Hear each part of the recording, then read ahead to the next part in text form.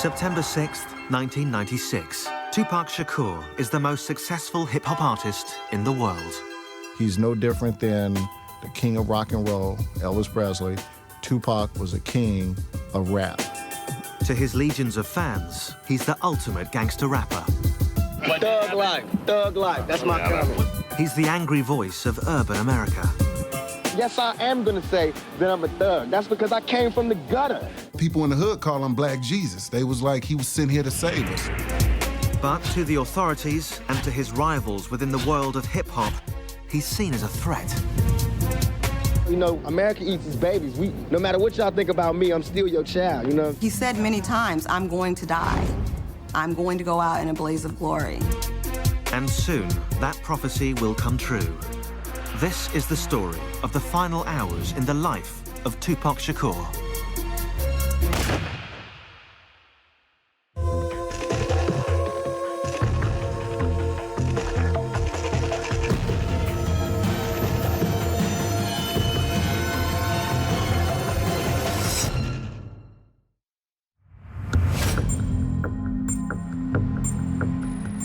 Los Angeles, California, September 6, 1996.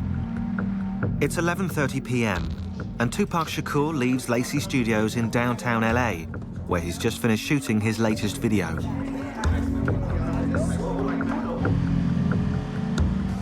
After scoring 6 top 10 singles in the last 6 years, Tupac is riding a wave of success that other artists can only envy. But in just 24 hours, that ride will come to a sudden and brutal end. After driving to his mansion in the LA suburb of Calabasas, Tupac, exhausted from the video shoot, steals a few hours' sleep.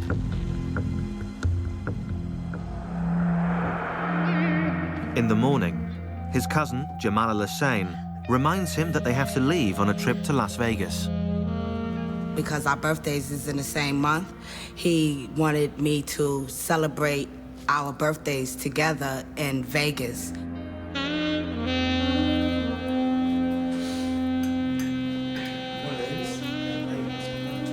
Tupac is going to Vegas to catch a boxing match and then play at a local club. With him is his live-in girlfriend, Kidada Jones, daughter of legendary record producer Quincy Jones.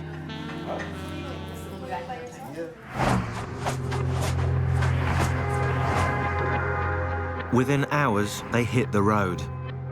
But Tupac is less than eager to make the trip. Pac didn't want to go, you know what I'm saying? It was obvious there was some other family issues that he wanted to deal with back in Atlanta, and he wasn't really keen on the whole Vegas trip, you know what I mean?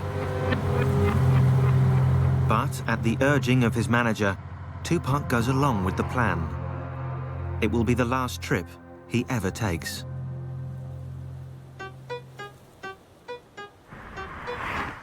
Five years earlier, back in 1991, the only plan for Tupac Shakur was making it to the top in the competitive world of hip-hop.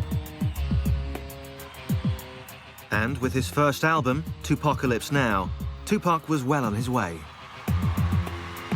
From the start, he forged a powerful bond with his fans, rapping about the cold reality of life on the streets. When he put that pen to paper and he opened up his mouth on that mic, it was just, you know, God had to be working. It seemed like every song he wrote, his life was coming out. Like it was just taking the blood out of him. They got Little Italy, Little everything. They don't have a Little Africa, they got the ghetto. And we think that that's ours. That's not even ours. That's just what was left over. His songs stood up for the powerless, the poor, the forgotten, those with no political voice in society.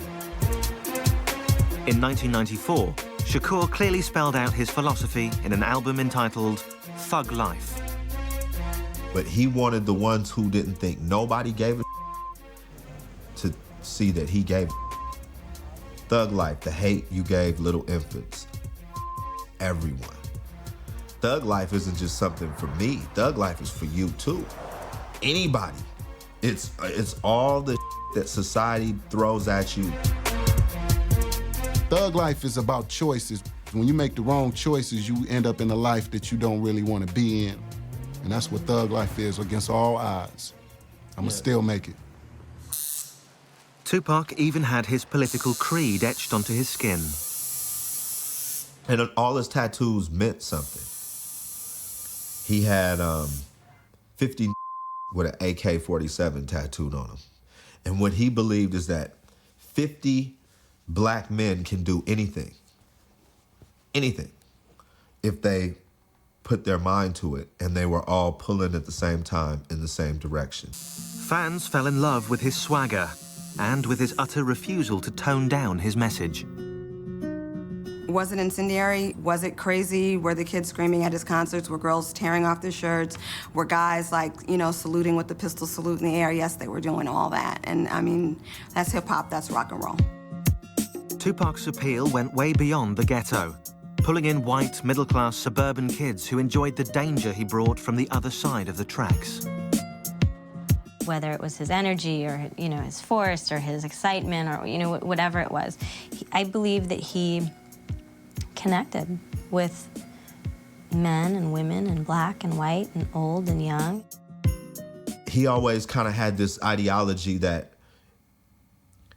he didn't need a record label. He didn't need the movies. All he needed to do was stay real. Because if he stays real and he keeps telling the kids what is authentic to him, that they will always relate. He will never be begging for bread. If it was attention that Tupac was looking for, he more than got it. But not always for the right reasons. As he climbed the ladder, some in the hip-hop community looked on with envy. Tupac Shakur was starting to make enemies. Hip-hop is about competition and about, you know, I'm better than you and, you know, I get more chicks than you. And it's very competitive, almost like a sport. Then you have these, you know, these huge egos working against each other. It's a recipe for destruction. And soon, rap's obsession with rivalry and violence will hit the glitzy streets of Vegas. And someone will overthrow its reigning king.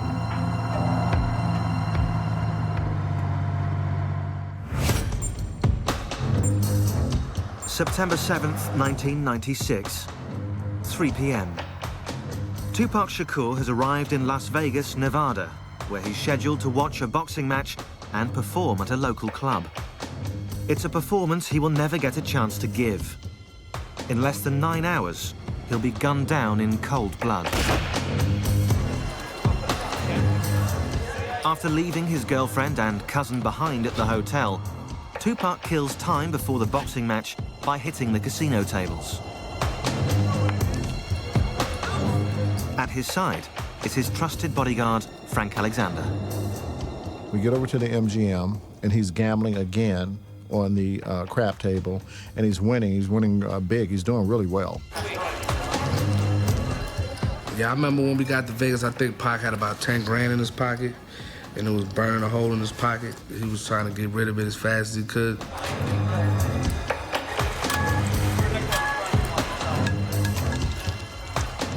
At the table, Tupac is joined by members of the Outlaw Immortals, his backup group. They were his singers and his friends that were on a lot of the songs that you know, he was doing at that time. As usual, everywhere Tupac goes, a crowd follows, especially women. Tupac and women. The women were a dime a dozen. They were there, the groupies, from the movie sets, from the video sets, from the studio, from Italy, wherever. In the casino, as in life, Tupac plays for high stakes. Riding high in the charts, he can afford to gamble.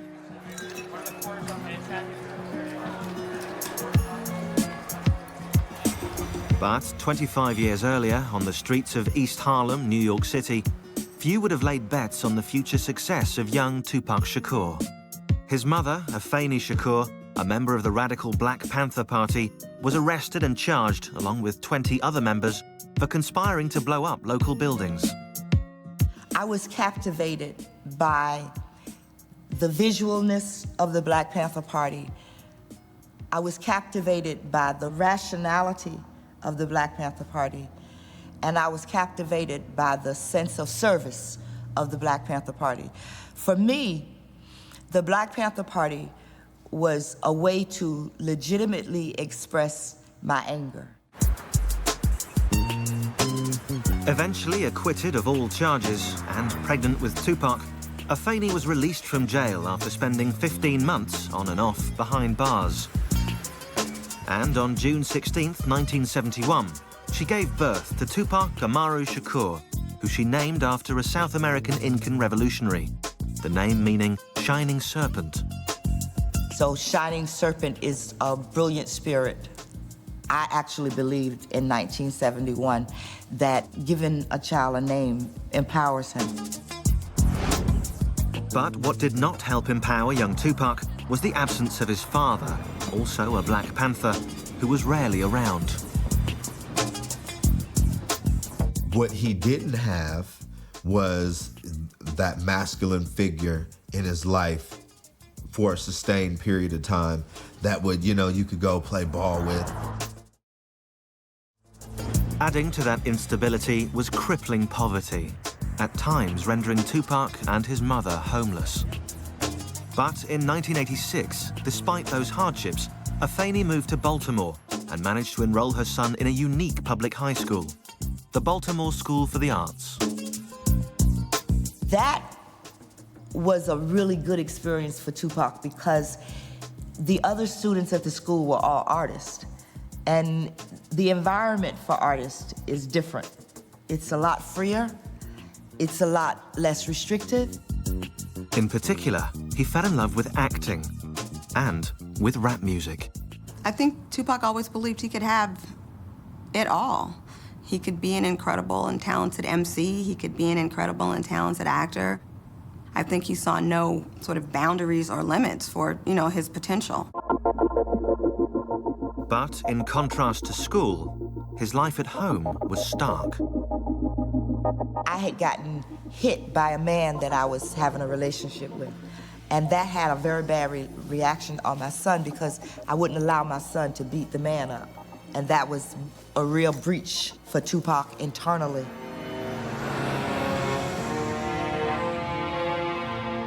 In June of 1988, to protect her son from their troubled home life, Afeni sent Tupac to the other end of the country to live with a friend in Marin City, California. But the 16-year-old quickly discovered he had simply traded one nightmare for another. Marin City, one thing that they're known for is a fist fight. Tupac was a little bitty guy. Even him, fully bulked up, is still a little bitty guy, which makes it even more incredible the kind of the guts that this dude has, because he fears no man, woman, child, animal, none of that, because they can only kill you one time. Soon, Afeni joined her son in California. But any hope of a happy family reunion was made impossible by her own personal struggles. My children and I have a bond that is based on the truth and trust. And the bond was broken with a lie. The lie being, I was using drugs, but I can handle it. That's a lie. That lie cost me dearly. Me talking about that period is different from them, because in reality, I found drugs, is what I did. I found the answer. My answer was crack. But despite his contempt for his mother's addiction, Tupac too drifted into the world of narcotics. He probably sold drugs for about a week. His reason for stopping was because his heart was too big. You understand? When someone brings you their wedding rings and they say, here, I'm gonna give you these wedding rings for some crack, you're like, man, it's that bad? It's come to this? And he quit. He said, I'd rather starve or I'm gonna make this rap thing work. At 17, Tupac hooked up with neighborhood friend Ray Love to create his first real group, Strictly Dope. We didn't fear nothing. We would jump on the stage and perform right now. We didn't need no trays of food. We didn't need a special type of mic. We didn't need a rider. We didn't need a limo. Nah, just give me just one mic, man. Tupac's ability to use that microphone would carry him clear out of Marin City and eventually to Las Vegas, where the world's greatest rapper would be silenced forever.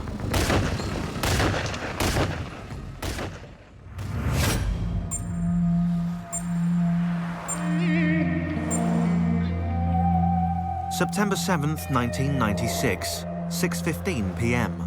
Since arriving in Las Vegas almost 4 hours ago, Tupac Shakur and his entourage have been taking it easy, gambling at the casino and enjoying a few drinks. But in just 5 hours, Tupac Shakur will be gunned down by a cold-blooded killer. On the invitation of his manager and CEO of his record company, Suge Knight, Tupac heads out to see a much-anticipated heavyweight title match between Bruce Seldon and Tupac's close friend, Mike Tyson. Mike and Pac definitely had a friendship, a special kind of relationship with each other. We were all Tyson fans, you know what I mean? Like Tyson was a hero for us kids from the ghetto. Since their arrival, Tupac has insisted that his girlfriend Kidada and his cousin Jamala stay back at the hotel. This party is just for the boys. And I can remember us saying to each other, like, wow, why would they bring us out here and we can't even go to the fight, we can't go to the parties. He don't even want us downstairs. And he kept saying, please, he begged us, please don't go downstairs, please y'all stay up here. With his girlfriend and cousin safe and sound in their hotel room, Tupac and his bodyguard Frank Alexander head out to the MGM Grand, where the Tyson fight is about to get underway. But for Tupac, getting inside isn't so easy. There were a ton of people. There were a ton of people in line waiting to get into the fight. As we're walking by, you know, hey, that's Tupac. You know, you hear the whispering, oh, that's Pac. You get the groupies and you get the fans, you know, screaming Tupac. As they move through the crowd, adoring fans, however, are not the bodyguard's only concern. The famous rapper also has his share of enemies. His recent song, Hit 'Em Up, a scathing attack on fellow rapper Biggie Smalls, has stirred up anger within the hip-hop community. For Frank Alexander, it's a real concern. And I told Pac, I go, Pac, man, what's up with that song? He was like, oh man, you heard that, man? He goes, that was off the hook, huh? He goes, they playing it everywhere. He goes, man, it's all in the clubs, man, it's gonna be bad, it's gonna hot, blah, blah, blah. And I was like, Pac, dude, you're gonna need more security. I go, I'm not gonna be able to just handle you by yourself. Alexander calls on MGM guards for additional backup. For Tupac, the man who's built a career on confrontation, the constant threat of violence is just par for the course.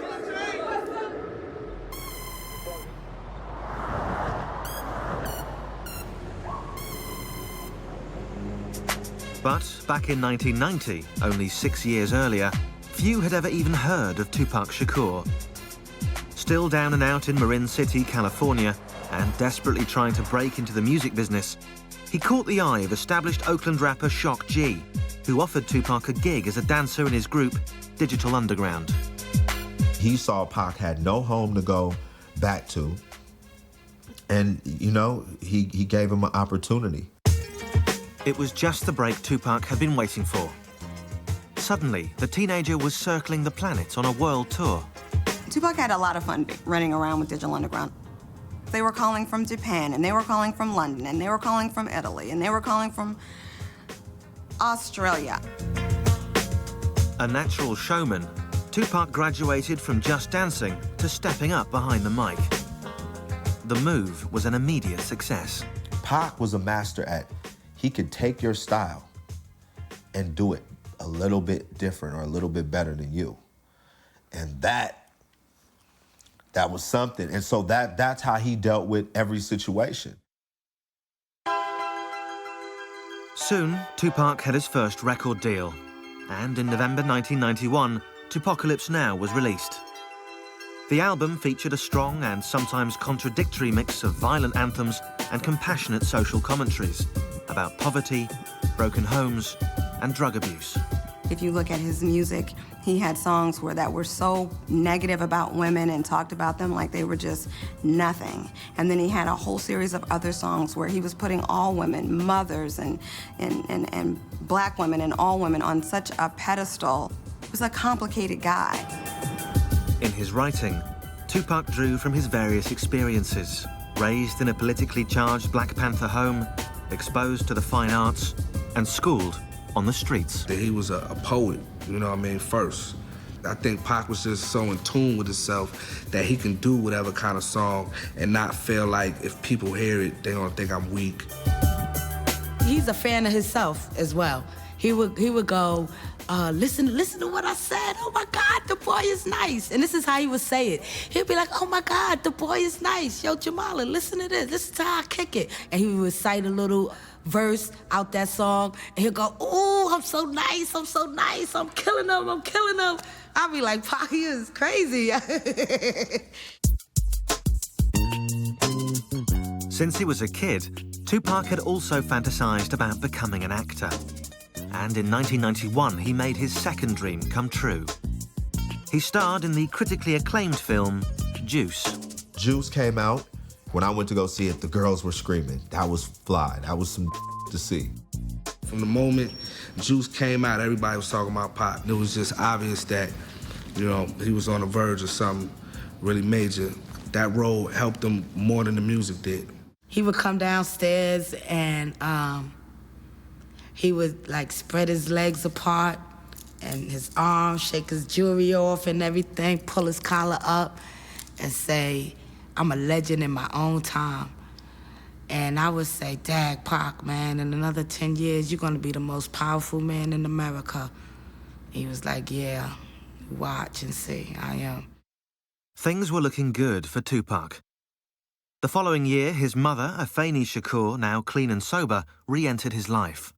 Once again, they were a family. I discovered that when a child says to you, you're my mother, when they give you authority over their lives as their parent, that they can withdraw that authority. And my children withdrew it. I didn't take it back. They gave it back to me. But with the good came the bad. In 1992, Tupac was arrested for allegedly attacking a limo driver. In 1993, he was charged with assaulting another rapper with a baseball bat. In another incident, he was charged with attacking film director Alan Hughes with a weapon. In Atlanta, Georgia, he was arrested, although later released, for the alleged shooting of 2 off-duty policemen. It seemed that Tupac Amaru Shakur was taking his gangster image rather too literally. Well, Pac, you got to realize of, you know, where he come from and his family's history with the police. And they hated Pac. They hated Tupac. I don't know if it was that his heart was a Black Panther heart. I don't know if that was it, but Tupac just had no patience for law enforcement, and I don't know that he had respect for law enforcement. And so I think, why were the authorities mad? Because Tupac was thumbing his nose at them and worse. Mr. Shakur, can we get a comment from you at all? Hell no. Thug life. Thug life. Thug life. That's my comment. What's that mean? I don't understand. Pac always felt like he would be a statistic. But he said, if I'm gonna be a statistic and America's gonna thoroughly me over, I'm gonna be the ultimate statistic that I can be. In the battle between Tupac the artist and Tupac the streetwise thug, it appeared that the dark side was winning. And soon, on the streets of Vegas, on a warm summer's night, that darkness will swallow him whole.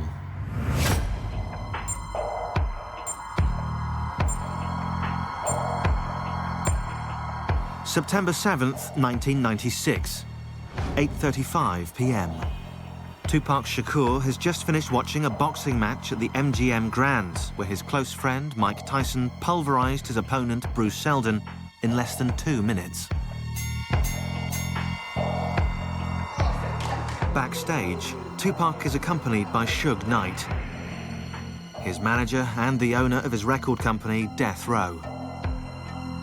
With them is Tupac's security guard, Frank Alexander, and various Death Row Records associates. It's clear to everyone that Tupac Shakur is still revved up from the fight. And he's just going off, you know, man, 50 blows, 50, man, he knocked them out, 50 blows. As the group enters the MGM Grand's lobby, one of Suge Knight's Death Row employees passes on a message to Tupac Shakur. One of Suge's guys, his name is Trevon, came over and whispered in Tupac's right ear. Trevon has spotted a man in the hotel lobby that he claims robbed him a few weeks earlier. The man is also a member of the Southside Crips, sworn rivals of another big LA gang, the Bloods, with whom Death Row is said to be affiliated. Tupac Shakur, the king of gangster rap, decides to teach the man a lesson. And Pac just ran up on him and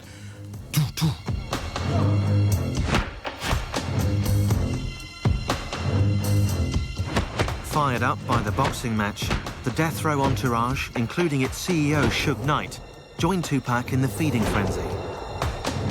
In the chaos, Frank Alexander pulls Tupac from the brawl. I grabbed him and got him out of the fight. Orlando Anderson's on the ground and everybody's kicking at him, beating him down. 2 years earlier, in New York City, Tupac was involved in a different kind of battle, a fight for his very life. On November 30th, 1994, in the lobby of a Times Square recording studio, he was robbed of $40,000 worth of jewelry and shot 5 times at close range by a group of unidentified black men. While police wrote it off as a random robbery, Tupac saw it as an act of retaliation by one of his many enemies within the hip-hop community. And personally, to me, it could have been a setup, or it could have been whoever came through the door. Because Pac never thought nobody would do nothing to him, because he felt he represented the black community and nobody would. No. That don't go down like that. And that's what I try to get over to him. They don't go down like that. I don't care who you is. They'll take you down. Tupac had become a moving target. His aggressive music had angered both police and community leaders. His verbal attacks on other rappers had created friction within the world of hip-hop. As a rich and powerful black man, everybody was lining up to take a shot at Tupac Shakur. But he was just a cat that just refused to back down. That was just him. He just refused to back down. I loved it about him, but I also knew that can be a downfall too. And that's what I was really trying to give to him, that can't just run up on anybody, man. They'll kill you out here, for real. Tupac knew where he lived. He knew what the system was. He knew what he agreed with and what he didn't agree with. But he also knew that if he didn't make an effort to make capital in a capitalist society, he wasn't going to be able to do anything that he wanted, you understand? Tupac's image as a thug was catching up with him. The shooting had left him with 5 bullet wounds, the most serious of which was a severed artery in his thigh. Tupac was paying the price for not only writing about our violent culture, but also for being a part of it. This is all about my image. Has nothing to do with me. This is all about my image. It's like MTV, all the papers, they building me up. Now they destroying me on the same image that they perpetuated. You know what I'm saying? I'm selling records. This is what I do for a living. I'm selling records. Don't get it twisted. This is not my real life. This is not how my real life is supposed to be. I'm not supposed to be really having all these villains in my life.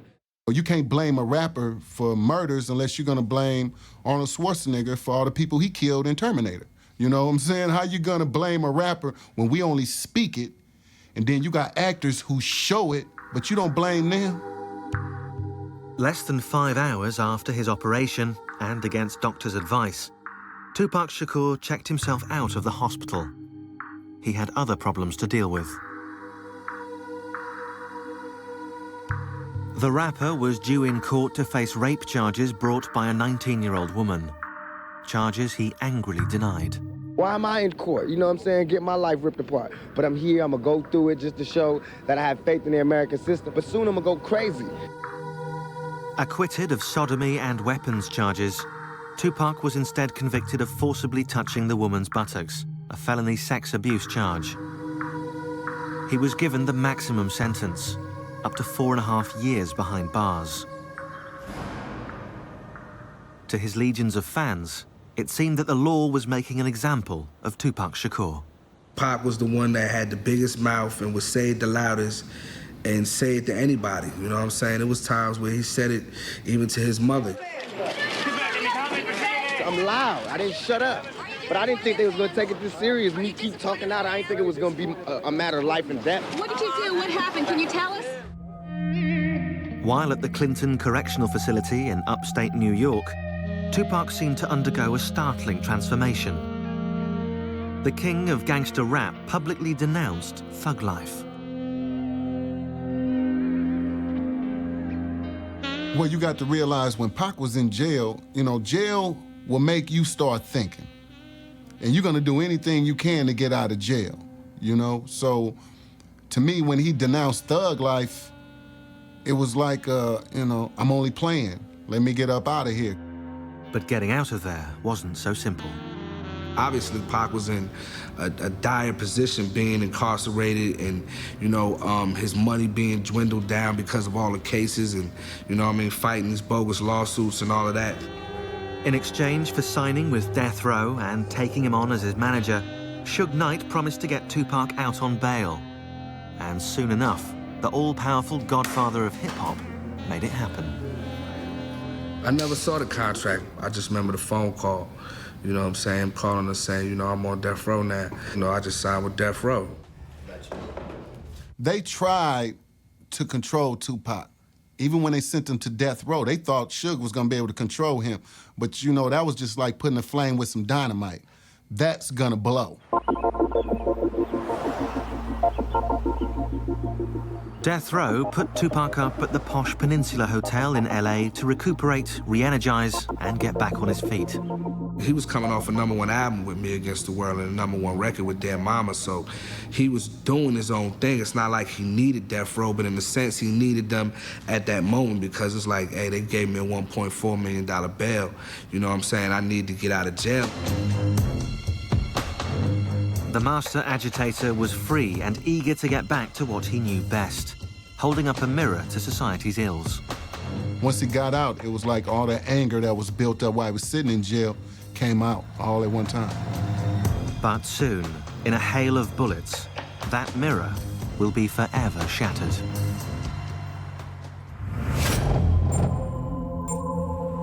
September 7th, 1996, 9 p.m., Las Vegas, Nevada. After beating up an alleged Crips gang member in the lobby of the MGM Grand Hotel, Tupac and his entourage make their way back to their rooms to change before heading to Club 662, where Tupac is scheduled to play. In less than 3 hours, Tupac Shakur will be left for dead. I remember Tupac coming back to the hotel, and he was really excited. So he came upstairs and he was like, Jamala, you wouldn't believe it. I did a 1-2 on the dude. I knocked him out. I did a Mike Tyson on him. He didn't really get into details about who he was fighting or what the fight was about, but he was really happy that he got a chance to test his ring out on somebody's face. While getting dressed, Tupac decides not to wear his bulletproof vest, a garment not out of place on a man with so many enemies. I remember Castro saying to Pac, you know, you should put your vest on. I think you should wear your vest tonight. You know, Pac saying, nah, it's too hot. I don't want to wear my vest tonight. It's too hot for that. Normally, he wouldn't leave without it, but this time he left it. He didn't have it with him. After the short pit stop, Tupac and the others wind their way across the strip to a mansion belonging to Suge Knight, Tupac's manager and the owner of Death Row Records. Suge and Tupac disappear briefly while the others wait impatiently. I don't really know what Pac and Suge was doing at the time. You know what I mean? I just know we was waiting and I was ready to go. Almost everything in Suge Knight's mansion is red, the official color of the Mob Piru, an offshoot of the LA gang, the Bloods. He wore a lot of red. You know, it was his choice of color. He was from Compton. his hood, his set were of, Bloods. So by him wearing red, if that's what he was representing, then that was on him. Some felt that by associating with a record label connected to the Bloods, Tupac was making himself yet more enemies. This time with the Bloods' arch rivals, the Southside Crips. But his bodyguard, Frank Alexander, saw it differently. Tupac was not gang-related. If you want to represent a color with Tupac, it would have been green, and that's the color of money. After about half an hour, with Tupac and the others ready to leave for Club 662, Tupac makes an unusual request to his bodyguard. I was walking to the car with Suge and with Tupac, and I was actually opening up the back door to get in the back seat, and Pac stopped and said, no, take the keys and go drive the Lexus with the Outlaws in it, because we're going to be drinking and you're going to be the designated driver to drive us back after we've finished partying over at 662. Tupac's last-minute arrangement comes at the urging of Suge Knight, who wants to talk privately with his star rapper. The procession snakes its way back to the Vegas Strip for the concert at Club 662, a concert he will never get to play. Less than a year earlier, Tupac had seemed invincible. He'd survived a point-blank shooting in New York, he'd survived jail time in a maximum security prison, and he'd emerged more popular than ever. His first album with Death Row, All Eyes on Me, took him to the top. Within 3 weeks, the album went platinum. Yet, despite this success, Tupac decided that when the time came, he would not renew his contract with Death Row Records. Tupac was ready to leave the record label, and there was a reason for it. So, that reason only his mom and the immediate people within his camp would know what that reason was. Privately, Tupac believed that Death Row was not giving him a fair cut of the money he was bringing in. But Death Row was not Tupac's only problem. He was also fighting with an old rival, New York-based rapper Biggie Smalls, who he'd attacked repeatedly in his songs. Their feud fueled rumors of a war between East Coast and West Coast rappers. Well, the East Coast-West Coast beef was like a mirage. It wasn't true, because all Pac is from the East Coast, all the Outlaws from the East Coast, It was just a beef that he had with Biggie. Tupac had spent the last 6 years fighting with the cops, the courts, other rappers, and now violent gangs. It was getting increasingly hard to tell his friends from his enemies. Tupac had a lot more enemies than just, Joe Blow rapper across the country. He comes from a family of people that don't just talk, they act. And they're educated. Pac's big mistake was speaking truth to power. And that's one thing when you're talking about a faceless government or the president. It's a whole nother thing when you're talking about people within the industry that you work or people within the streets. He didn't just speak truth to power when it came to the cops. He said about the dope dealers. He spoke truth to power all the time. When you have that level of honesty, they don't want you here. No one does. And now, as Tupac rides to Club 662 with Suge Knight, he has no idea that one of those enemies is about to strike back. Once we got to Flamingo, we made a right-hand turn. We came to a stoplight, which was Koval. As Tupac's bodyguard follows in the car behind, the convoy inches forward. And as usual, Tupac draws the attention of his fans.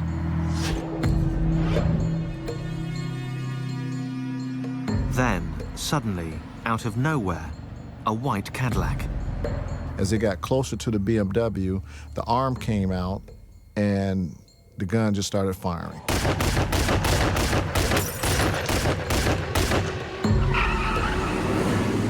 Suge's car is hit with a spray of bullets. 4 of them rip into Tupac's body. Another grazes Suge Knight's head. And after the Cadillac shot into the car, I thought they were dead. My reaction was to run up to the car, and instead, the car took off. Suge's bullet-riddled BMW makes a hard U-turn and races off in the opposite direction. I didn't know what to think. It was a fog. It was a haze. Were these real bullets? Did they really shoot these guys? Badly damaged, the car soon blows its tires and breaks down close by. And, for the second time in his short life, Tupac Shakur is looking death in the face. September 7th, 1996, Las Vegas. At 11:17 p.m., a hail of bullets cut down superstar rapper Tupac Shakur.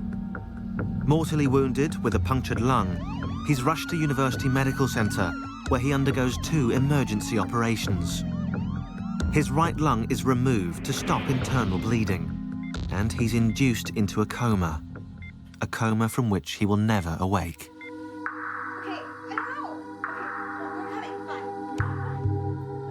He was cussing and crying and mad, and what was going through my mind was that we just went through this in New York. I saw Jamala, and who had had quite a night, and you know, it started. People started arriving, and what I remember is that there was never a time where somebody wasn't there with him. When I went in, he was, you know, in a medically induced coma, and I never thought he was gonna die. Never. Not one time did I think he was actually gonna die.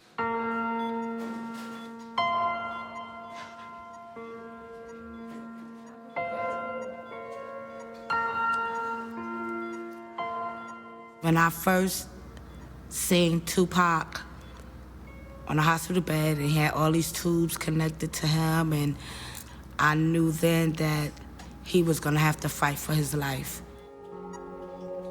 For 6 days, Tupac remains in a coma. Throughout, his family gathers in an around-the-clock vigil, refusing to accept the inevitable. We all had this thing, and I guess he did too, is to where, like, Pac is indestructible. So when he got shot the second time in Las Vegas, we were like, man, it's Pac, dude. But on September 13th, 1996, at only 25 years old, Tupac Shakur's short but violent life comes to an abrupt end. His death leaves many feeling lost. When he dies in the street, whoa, man, what is going on in America, man? What is going on in America where you make it and you still don't make it out? Meanwhile, the criminal investigation into Tupac's murder is stonewalled when witnesses refuse to cooperate. Theories on who pulled the trigger are rife. Some suggest a revenge attack by the Crips for the beating in the MGM lobby. Some point the finger at longtime Tupac rival Biggie Smalls, who will also be shot to death 7 months later. Others still speak of a setup by Suge Knight, who knew Tupac was planning to leave Death Row Records. Whatever the truth, on the streets of LA, retaliation for Tupac's death comes fast and furious. Over a 10-day period, 12 shootings erupt between rival gangs. 3 are killed, 22 are arrested. In death, Tupac becomes even more popular. He goes on to sell over 75 million albums worldwide and enters the Guinness Book of World Records as the highest-selling rap artist of all time. They lost a great man. They lost an activist, a poet, a rapper, a brother, a friend. He was one of the great ones.